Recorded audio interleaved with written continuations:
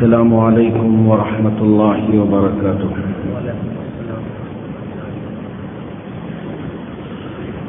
نحمده ونصلي على رسوله الكريم، أما بعد،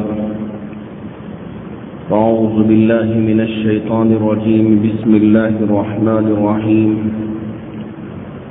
وإذا بشر أحدهم بالأنثى ظل وجهه مسودا وهو كظيم يتوارى من القوم من سوء ما بشر به أيمسكه على هون أم يدسه في التراب ألا ساء ما يحكمون۔ صدق الله مولانا العظيم۔ بزرگان محترم، آج سے 1450 سال قبل جب میرے اور آپ کے نبی تاجدار مدینہ احمد مصطفیٰ محمد مجتبی صلی اللہ علیہ وسلم اس روئے زمین پر تشریف لائے، اس سے پہلے بیٹیوں کا پیدا ہو جانا ایک عیب کی بات سمجھی جاتی تھی۔ قرآن کے سورۃ النحل میں اللہ رب الجلال نے ان کے اس پریشانی کو صاف طور پہ ذکر فرمایا ہے، وَإِذَا بُشِّرَ أَحَدُهُم بِالْأُنثَىٰ ظَلَّ وَجْهُهُ مُسْوَدًّا وَهُوَ كَظِيمٌ۔ جب ان میں سے کسی کو بیٹی کی خوشخبری سنائی جاتی ہے تو یہ اپنا منہ چھپائے پھرتے رہتے ہیں، وہ کظیم، اور ان پر غم کے بادل چھا جاتے ہیں، اس لیے کہ گھر پہ بیٹی پیدا ہو گئی۔ عورت کو بھی مایوب سمجھتے ہیں کہ یہ میری بیوی بچی کو جن دی، گویا کہ اب یہی جننے والی ہے کہ چاہے تو لڑکا جن سکتی ہے، چاہے تو لڑکی جن سکتی تھی، لیکن اس نے جان بوجھ کر لڑکی جن دی، تو اس لیے اب یہ عورت پہ بھی برس پڑتی ہیں کہ دیکھو میری بیوی عورت، یہ میری بیوی لڑکی کو جن دیا، پیدا کر دیا، یہ بڑی منحوس ہے، اب اس کے اوپر غلط قسم کی باتیں کیا کرتے تھے۔ اللہ رب ذوالجلال نے قرآن مجید میں اور آگے ارشاد فرمایا، یتوارا من القوم من سوء ما بشر به۔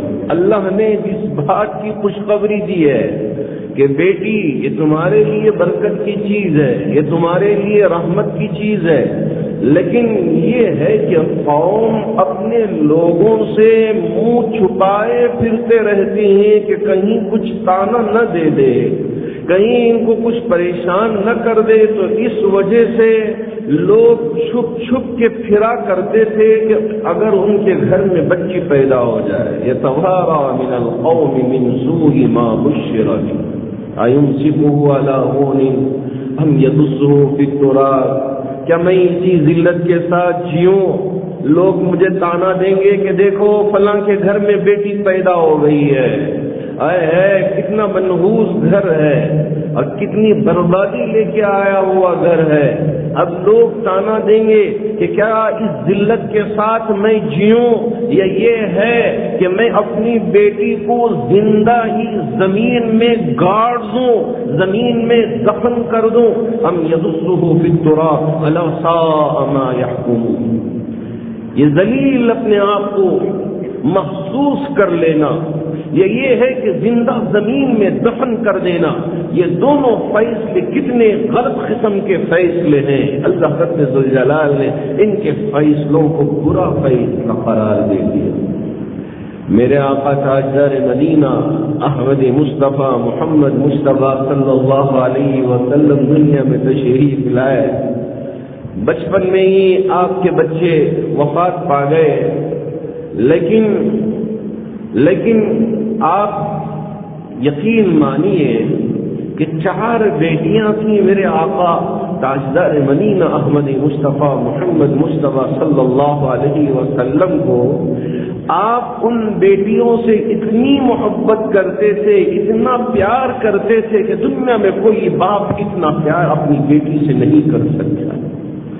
آپ نے ام کلثوم سے بھی پیار کیا، رقیہ سے بھی پیار کیا، زینب سے بھی پیار کیا، چھوٹی بیٹی بی بی فاطمہ الزہرا سے بھی پیار کیا۔ ہاں آپ نے پیار کر کے بتایا، اور حضرت صحابہ کو اس کی عزت اور اس کی وقار اور اس کی قدر قیمت آپ علیہ الصلوۃ والسلام نے بیان کر کے، ذکر کر کے لوگوں کے سامنے واضح طور پہ فرمایا کہ دیکھو، اگر کسی کے یہاں 3 بیٹیاں ہوں اور وہ باپ اپنی ان بچیوں اور بچوں کے درمیان میں کوئی فرق محسوس نہیں کرتا، لڑکے کو بھی اسی طرح سے پیار دیتا ہے اور لڑکیوں کو بھی اسی طرح پیار کرتا ہے، جیسے لڑکے کی پرورش کرتا ہے اسی طرح لڑکیوں کی بھی پرورش کرتا ہے، اور اس کی عزت کی، عفت کی حفاظت کرتا ہے۔ 3 بیٹیاں اسے ہو گئیں اور اس نے پرورش کی اور اسے پالا پوسا بڑا کیا، ان کی ضرورتوں کو پورا کیا۔ جب کبھی باپ پکارتی تھی دوڑ کے لپک کے ان کے طرف جاتا اور ان کی ضرورتوں کو پورا کرتا، اور اسی طرح ماں بھی کرتی ہے۔ یاد رکھے میرے آقا صلی اللہ علیہ وسلم نے ایسے باپ کے لیے، ایسی ماں کے لیے، ایسے بھائی کے لیے جنہوں نے اپنی بہنوں کی پرورش کی، باپ کا انتقال ہو گیا، بہنوں کو اپنی بیٹیوں کی جیسے پرورش کیا، ایسے بھائی کے لیے میرے آقا صلی اللہ علیہ وسلم نے خوشخبری سنایا کہ یہ جنت کا مستحق ہو گیا۔ اللہ، ہاں ہم ایسے سمجھتے ہیں، ہمارے چہرے اداس ہو جاتے ہیں کہ ہمارے گھر میں بیٹی پیدا ہو گئی۔ آقا صلی اللہ علیہ وسلم سے صحابی نے پوچھ لیا، یا رسول اللہ، دینے والی ذات اللہ کی ہے، 3 بیٹیاں نہ ملی ہوں، 2 بیٹیاں ہوں، اور دیکھ 2 بیٹیوں کی باپ نے پرورش کی، انہیں پالا پوسا بڑا کیا، ان کی ضرورتوں کو پورا کیا، اور اس کے بعد اس امانت کو امانت دار کے پاس پہنچا دیا۔ کیا اس باپ کے لیے بھی وہی خوشخبری ہے کہ یہ بھی جنت کا مستحق ہو جائے گا؟ اللہ کے رسول علیہ الصلوۃ والسلام نے فرمایا، ہاں یہ باپ بھی جنت کا مستحق ہو جائے گا۔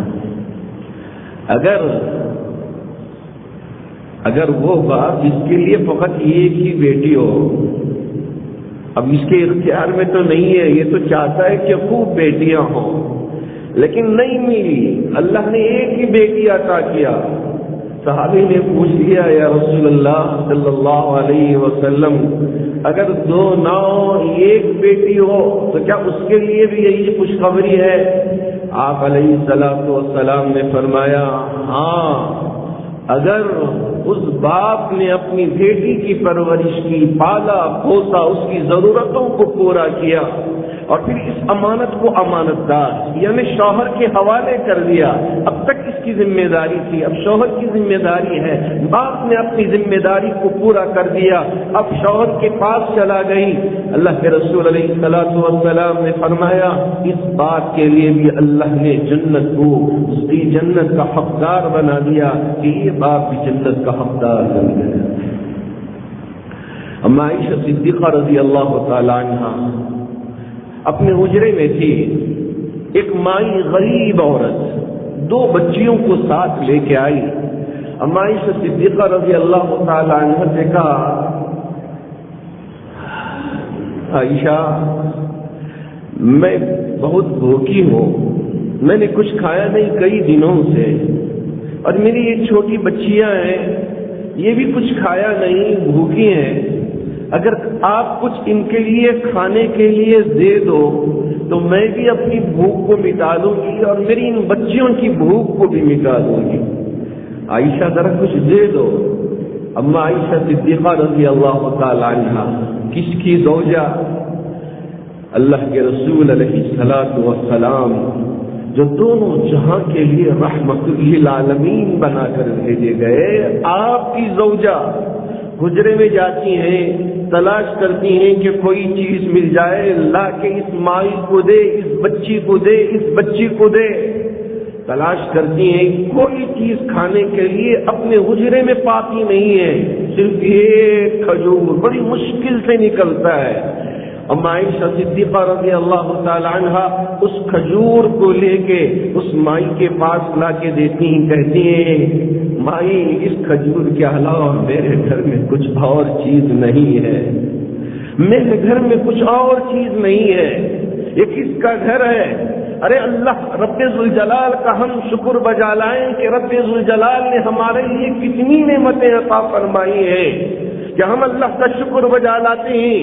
نبی لولاک کا گھر ہے اور اس کے گھر میں یا میرے اللہ یہ کھجور کے علاوہ کچھ اور چیز کھانے کے لیے میسر نہیں ہے۔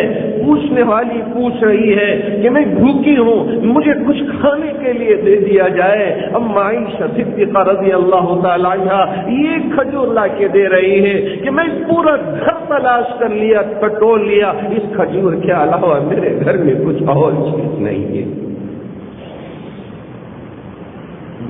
یہ نبی کا گھر، اگر اللہ کے رسول علیہ الصلوۃ والسلام چاہتے، حضرت عیسیٰ علیہ السلام نے دعا مانگا تھا تو اللہ نے دسترخوان بھیج دیا تھا آسمان سے۔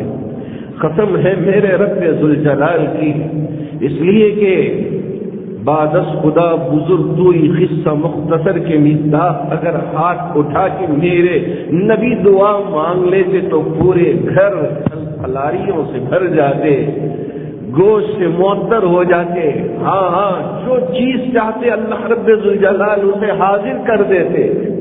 لیکن آپ علیہ الصلوۃ والسلام نے ان غریبوں کا خیال رکھ کر آپ نے نہیں مانگا، آپ نے بس ایسے ہی جیسے تیسے زندگی گزار کے بتا دیا۔ اما عائشہ صدیقہ رضی اللہ تعالیٰ عنہ دیکھ رہی تھی کہ مائی کیا کرے گی۔ مائی کھجور لی اپنے ہاتھ میں اور اس کھجور کو دو حصوں میں تقسیم کر کے ایک کھجور ایک بیٹی کو دے دیا، دوسرا کھجور دوسری بیٹی کو دے دیا، بچیوں نے کھا لیا۔ اما عائشہ صدیقہ رضی اللہ تعالی عنہ نے پوچھا مائی تم کہہ رہی تھی کہ تم بھی بھوکی تھی، بچے بھی بھوکے تھے، 3 حصوں میں تقسیم کر لیتی، تھوڑا تم کھا لیتی، تھوڑا بچیوں کو کھلا دیتی تو اچھا ہوتا۔ ماں کہتی نہیں، میرے بچوں کے پیٹ بھرنے سے میرا پیٹ بھر گیا، میرے ان بچوں کے پیٹ بھرنے سے میرا پیٹ بھر گیا، اس لیے مجھے نہیں، میرے بچے خوش میں خوش۔ ماں یہی دیکھتی ہے، ماں یہی سوچتی ہے، ماں یہی چاہتی ہے۔ لیکن یہی بچی جب بڑی ہو جائے ماں کی ہر بات اسے بری لگنے لگتی ہے۔ ماں کہتی ہے بیٹی یہ کیوں کر رہی ہو، بیٹی وہ کیوں کر رہی ہو، بیٹی وہاں کیوں جا رہی ہو، بیٹی رات میں دیر کیوں آ رہی ہو۔ اب اسے برا لگتا ہے کہ میری ماں ہر بات میں مجھے ٹوکتی ہے، مجھے ابھی چھوٹی بچی سمجھتی ہے، مجھے اس طرح قید کر کے رکھی ہے، کہیں باہر جانے نہیں دیتی۔ ماں پہ چلاتی ہے، ماں پہ کوستی ہے۔ لیکن یہ بچی جو چھوٹی بچیاں ہیں اس کے پیٹ اگر بھر جاتی ہے تو ماں کا پیٹ بھر جاتا ہے۔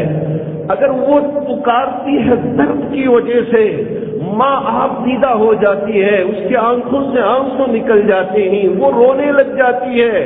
جی ہاں، ہم اور آپ بھی جانتے ہیں کہ حضرت مریم کی ماں نے کہا تھا جب مریم ان کی گود میں آ گئی تھی، انہوں نے ارادہ کر کے رکھا تھا میرے پیٹ میں جو بھی اولاد ہوگی میں اسے بیت المقدس کی پاکی صفائی کے لیے وقف کر دوں گی۔ لیکن جب دیکھا کہ بچہ نہیں، بچی پیدا ہو گئی، بچہ ہو تو بیت المقدس کے لیے پاکی صفائی کے لیے رکھا جا سکتا تھا، لیکن بچی ہو گئی کہاں سے رکھ سکتی ہوں؟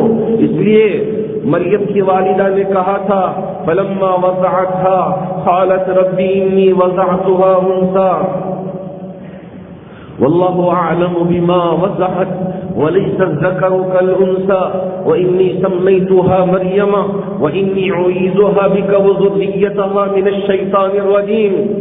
جب مریم پیدا ہو گئی، مریم کی والدہ نے کہا تھا ہاں میں تو چاہ رہی تھی کہ اگر لڑکا پیدا ہو جائے بیت المقدس کے لیے دے دوں، لیکن لڑکی پیدا ہو گئی ہے، یہ میرے ہاتھ میں نہیں ہے، لڑکی لڑکے کی طرح نہیں ہے، وَلَيْسَ الذَّكَرُ كَالْأُنثَىٰ، ہاں میرے اللہ۔ لیکن اللہ رب ذوالجلال نے بتایا مریم کی والدہ کو، ارے تمہیں کیا پتا ہے کہ یہ مریم کتنی مقدس ہے، پاکیزہ ہے، طاہرہ ہے، آگے جا کر اللہ رب ذوالجلال اسے پوری دنیا میں چمکا دیں گے۔ وَمَرْيَمَ ابْنَتَ الَّذِي عمران التي احسنت فرجها فنفخنا فيه من روحنا وصدقت بكلمات ربها وكتبه وكانت من القانتين۔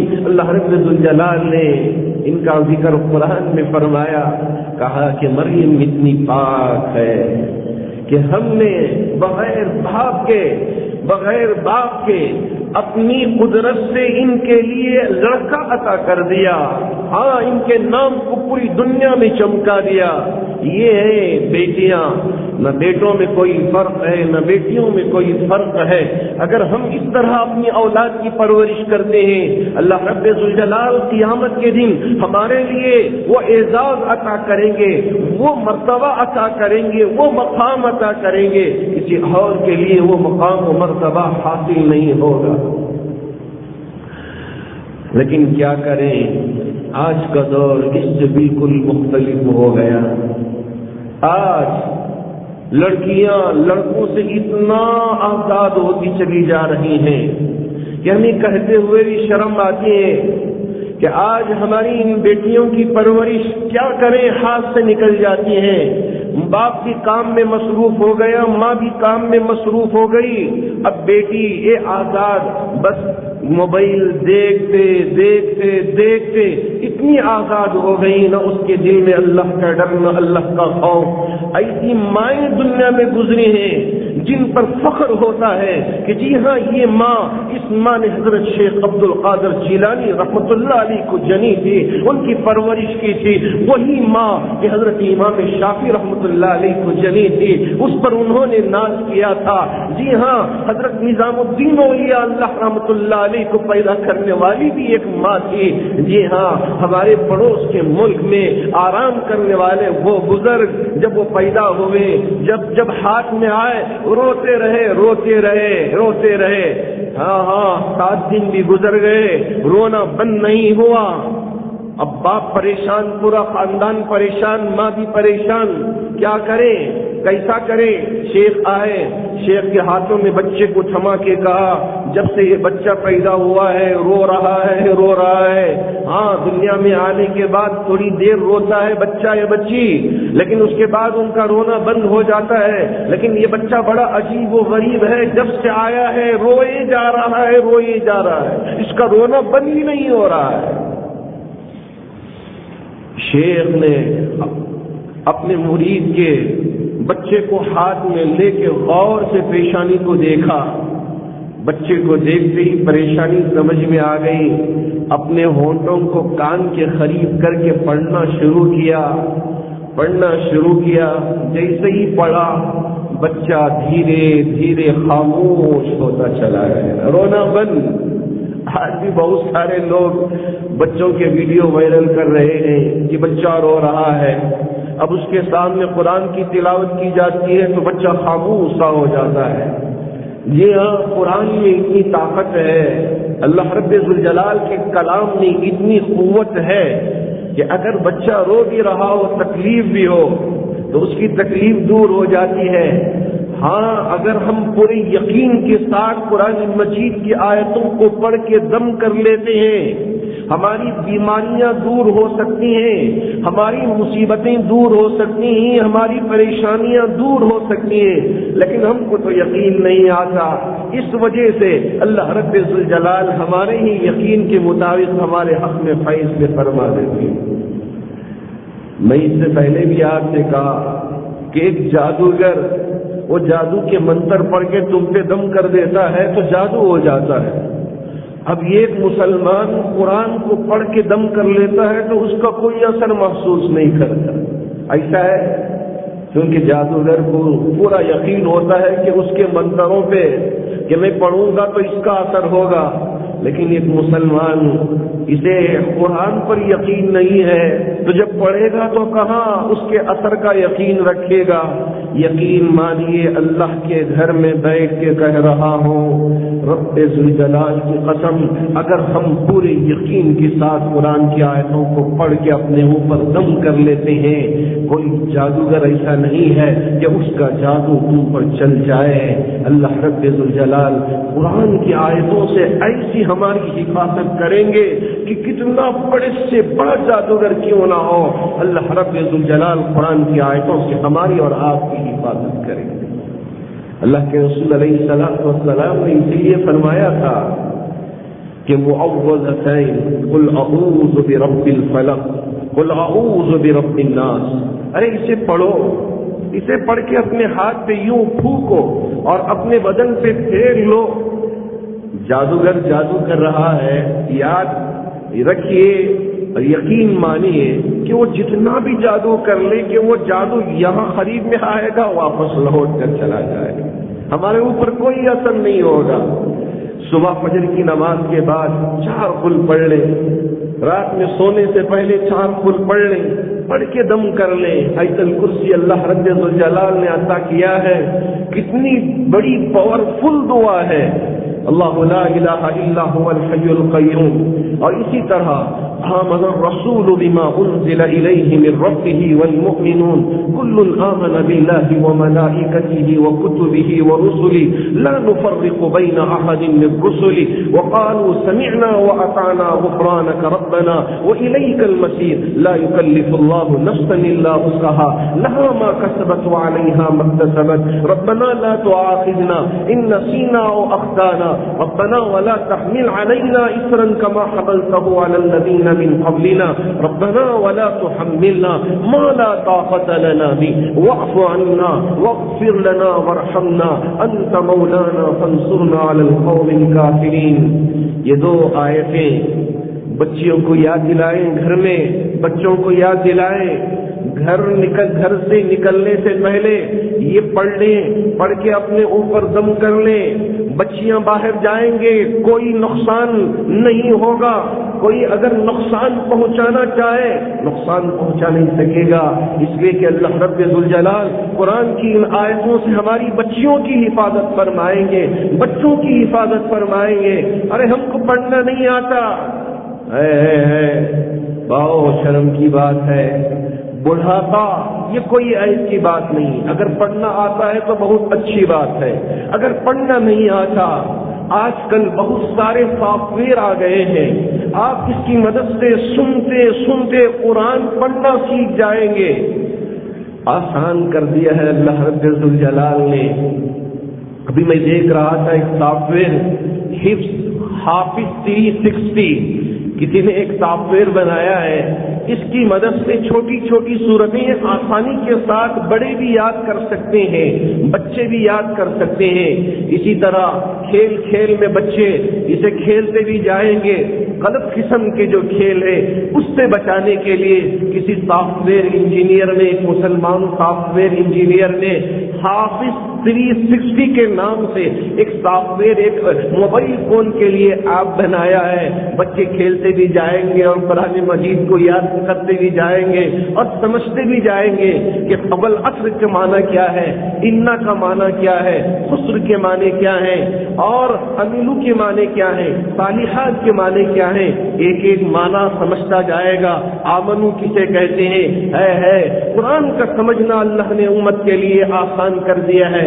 ہمارے بہت سارے وہ نوجوان جنہوں نے نئے انداز اور نئی تکنیکوں کو استعمال کرتے ہوئے جہاں ایک طرف بچوں کے مزاج کے حساب سے وہاں ان کے لیے اسی کے طرح کا پلیٹ فارم ان کے لیے عطا کیا ہے کہ بچوں کو غلط قسم کے واہیات قسم کے گیم میں مبتلا کرنے کے بجائے آپ یہ دے دیجئے، ایک طرف بچہ گیم بھی کھیل رہا ہے، دوسری طرف قرآن بھی سیکھ رہا ہے۔ ایسے بہت سارے اسکولز آ گئے ہیں جہاں یہ 2 سکھانے کے لیے 1 2 3 4 سکھانے کے لیے 2 + 2 4 سکھانے کے لیے امہات المؤمنین کے نام استعمال کیے جاتے ہیں، کہ ازواج مطہرات کے نام استعمال کیے جاتے ہیں، خلفائے راشدین۔ ہاں کتنے خلفاء ہیں؟ 4 ہیں۔ کیا ہے نام؟ ابو بکر ہے، حضرت عمر ہے، حضرت عثمان ہے، حضرت علی۔ ہاں یہ 4 خلفاء ہیں۔ اب ان 4 کے ساتھ اور 4، تو اس طرح کا ایک نظام بنا کے بچوں میں یہ ساری تاریخ کو بھی ان کو گھول کے پلا دیا ہے۔ بچے سیکھتے بھی جائیں گے اور ان کے دماغ میں یہ بیٹھتے بھی جائیں گے۔ قرآن مجید کی کتنی سورتیں ہیں؟ 114 سورتیں ہیں۔ فلاں سورت، یہ سورت نمبر یہ ہے، اس یہ سورت میں کیا کہا گیا ہے، ایک مختصر سا خلاصہ ان بچوں کے سامنے آتا ہے، ہماری ان بچیوں کے سامنے آتا ہے۔ اللہ کا ڈر ان کے دل میں آئے گا، اللہ کا خوف آئے گا۔ اگر غلط قسم کی طرف ان کا قدم اٹھے گا، فوراً اندر سے آواز آئے گی کہ یہ میرا قدم غلط کام کی طرف اٹھ رہا ہے، میرا رب مجھے چھوڑے گا نہیں۔ یہ دنیا مختصر سی زندگی ہے، یہ ختم ہونے والی ہے، آخرت اصل زندگی ہے۔ وہاں اللہ کے سامنے میں سرخرو ہونا چاہتا ہوں، کامیاب ہونا چاہتا ہوں، کامیاب ہونی چاہتی ہوں۔ میں اللہ کے پاس وہاں بدنام ہونا نہیں چاہتی۔ اس لیے اگر ان چیزوں کو پڑھے گی، سمجھے گی، پڑھے گا، سمجھے گا، غلط قسم کی طرف، غلط کاموں کی طرف اس کے قدم نہیں اٹھیں گے۔ اگر ہم اپنی اولاد کی فکر نہیں کریں گے تو کون ہماری اولاد کی فکر کرے گا؟ چاہیے کہ ہم اپنی اولاد کو بنانے کی فکر کریں اور ان کو اچھے کاموں کی طرف لگائیں، تاکہ ہمارے بچے ایک طرف پلتے بھی جائیں، بڑھتے بھی جائیں اور ان کے اندر دینداری بھی آ جائے، اور آگے چل کر ہمارے لیے جنت میں جانے کا سبب بھی بن جائے ماں باپ کے لیے، کہ بچی ہے، بچی کی ہم نے پرورش کی اور اسے پالا پوسا بڑا کیا، اسے اخلاق دیا، اس کی حفاظت کی، اب اس امانت کو امانت دار کے پاس پہنچا دیا، تو اللہ رب ذوالجلال اس کے بدلے میں ہمارے لیے جنت عطا کرنے والے ہیں۔ اس سے بڑھ کر اور کیا خوشی ہو سکتی ہے؟ لیکن اگر ہمارے ہی گھر میں بددینی ہو، ہمارے ہی گھر کے اندر غلط قسم کے کام ہو رہے ہوں، ہم بھی کر رہے ہوں، تو ہماری اولاد پہ کیا اثر پڑے گا؟ ہماری شادیاں، اللہ کی پناہ، شرم آتی ہے۔ غیروں کے گھروں میں شادیاں ہوتی تو سمجھ میں آتا تھا، لیکن ہمارے گھروں میں کہتے ہوئے بھی حیا آتی ہے۔ شراب ہماری شادیوں میں تقسیم کی جاتی ہے، ڈانس ہماری شادیوں میں کروائی جاتی ہے۔ کہاں سے؟ بامبے سے بلوا کے، مختلف مقامات سے بلا کے ہمارے گھروں کی شادیوں میں اس طرح کا ننگا ناچ کروا کے ہماری جوان بیٹیوں کو کہا جاتا ہے کہ تم بھی سج دھج کے آئی ہو، جاؤ اسٹیج پہ ذرا تمہارا مظاہرہ کر کے بتاؤ۔ یہ مسلم معاشرہ ہے۔ اللہ کے رسول علیہ السلام نے اسی معاشرے کو دیا تھا۔ اپنی بیٹی رقیہ سے کہا تھا کہ جاؤ اس طرح کی حرکت کرو، کبھی بی بی فاطمہ الزہرا سے کہا تھا بیٹی اس طرح کی کوئی حرکت کرو، بیٹی زینب سے کہا تھا، بیٹی ام کلثوم سے کہا تھا۔ اگر نہیں کہا تھا تو ہم کون ہوتے ہیں کہ کیا ہم سید العالمین سے بڑھ کر ہو گئے؟ نبی نے جو اپنی بیٹیوں کو اخلاق دیا وہی اخلاق ہم کو بھی دینا ہوگا، وہی کردار ہم کو بھی دینا ہوگا، وہی ان کی زیور ہے، وہی ان کی دولت ہے۔ اگر باپ اپنی بیٹی سے، ماں اپنی جوان بیٹی سے یوں کہے جاؤ دیکھو وہ ڈانس کر رہے ہیں، وہ ناچ رہی ہیں، تم بھی ذرا ناچ کے دکھاؤ۔ چھوٹی بچیوں سے کہا جاتا ہے کہ جاؤ ذرا ناچ کے دکھاؤ، وہ اگر کمر ہلاتی ہے، وہ کمر ہلاتی ہے تو ہم خوش ہو جاتے ہیں دیکھ کے۔ ہمارے سیکرٹری صاحب یہاں بیٹھے ہوئے ہیں، ایسے ہی ہماری ایک اسکول میں وہاں کے ٹیچرز نے اس طرح کا مظاہرہ کر دیا تو فوراً غصے میں آ گئے، میں بھی اس کا گواہ ہوں۔ سیکرٹری صاحب نے فرمایا کہ یہ جامع مسجد اور مجلس ملیہ اسلامیہ کے تحت میں چلنے والے ادارے ہیں، ایسے ہمارے کسی بھی ادارے میں اس طرح کو کوئی ڈانس نہیں ہوگا، یہاں کوئی ناچ نہیں ہوگا، یہاں کوئی اس طرح کی غلط قسم کی حرکتیں نہیں ہوگی، ہماری کالجوں میں اس طرح کی حرکتیں نہیں ہوں گی۔ فوراً انہوں نے بند کروایا، میں اس کا گواہ ہوں۔ جی ہاں، اگر ہم سب مل کے اپنی بچیوں کی اس طرح حفاظت کرتے ہیں، اپنی بچیوں کو اگر ان حرکتوں میں پڑھنے سے روکتے ہیں، یاد رکھیں یہ بچے ہمارے لیے جنت میں جانے کا سبب بنیں گے۔ اگر ہم نے ان کو نہ چھوا دیا، یہی بچے ہمارے لیے جنت میں لے جانے کے بجائے جہنم میں لے جانے کا سبب بن جائیں گے۔ اللہ ہماری حفاظت فرمائے۔ اللہ کرے کہ وہ باپ جن کے لیے اللہ نے بیٹیاں عطا کی ہیں بڑے خوش نصیب ہیں، اللہ ان کے گھر میں خوب رزق عطا فرمائے۔ جن کے لیے لڑکے بھی اللہ نے عطا کیا ہے، اللہ ان کی بھی حفاظت فرمائے۔ اللہ سب کے گھروں میں خوب خوشیاں عطا فرمائے۔ وہ ماں باپ جن کے لیے اب تک اولاد نہیں ہوئی ہے، وہ آنگ بچھائے ہوئے ہیں کہ کب ہمارے گھر میں خوشخبری آ جائے، کب اللہ رب ذوالجلال اولاد کی نعمت سے مالا مال فرمائے۔ اللہ رب ذوالجلال ان کے لیے بھی اولاد کی نعمت سے مالا مال فرمائے۔ محترم حاضرین گرامی، خاص طور پر آج میں نے یہ عنوان اس لیے آپ کے سامنے ذکر کیا کہ ہمارے یہاں 3 نکاح ہیں، اس لیے کہ مہینے کی پہلی جمعہ ہے۔ آج بھی بہت سارے گھروں میں بڑی بڑی عمر کو پہنچ گئے ہیں جن کے نکاح نہیں ہو رہے ہیں، پریشان سے ہیں، دعاؤں کی گزارش کرتے ہیں آپ سب نکاح کو اتنا آسان کر دیں کہ کوئی بچی نہ سسکے نہ بل کے نہ روئے کہ چادر اوڑھ کے رو رہی ہے کہ میری عمر اتنی ہو گئی۔ کوئی دلہا آئے، کوئی لڑکا آئے، مجھ سے نکاح کر لے، مجھ سے شادی کر لے، لیکن کوئی آنے کے لیے تیار نہیں ہے۔ کتنے نوجوان آ کے مجھ سے گزارش کرتے ہیں کہ حضرت میری بہن گھر میں بیٹھی ہوئی ہے، اس کی عمر 30 پر 4، 30 پر 6، 40 سال ہو گئی ہے، کوئی رشتہ نہیں آتا، آپ ذرا دعا کر دیجیے۔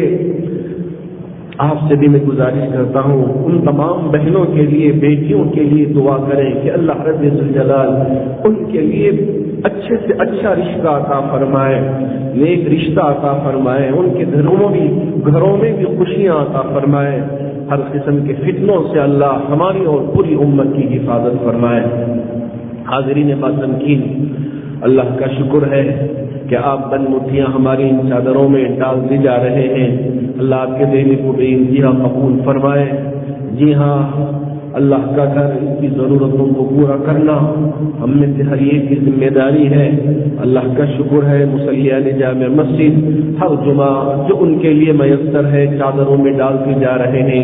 اللہ ہمارے اور آپ کے دینے کو بے انتہا قبول فرما کر ہماری اولاد و آفاق کی حفاظت فرمائے، جو بیمار ہیں انہیں شفا عطا فرمائے، جو پریشان حال ہیں ان کی پریشانیوں کو دور فرمائے، جو قرض میں مبتلا ہیں ان کے قرض کی ادائیگی کی شکلیں و صورتیں پیدا فرمائے، جن کے پاس جاب نہیں ہے، جاب نہ ہونے کی وجہ سے جو نوجوان پریشان ہیں، اللہ ان کے لیے حلال روزگار نصیب فرمائے، جو مرحومین دنیا سے رخصت ہو چکے ہیں تمام مرحومین کی بھرپور مغفرت فرمائے۔ آمین و آخر دعوانا الحمد للہ رب العالمین۔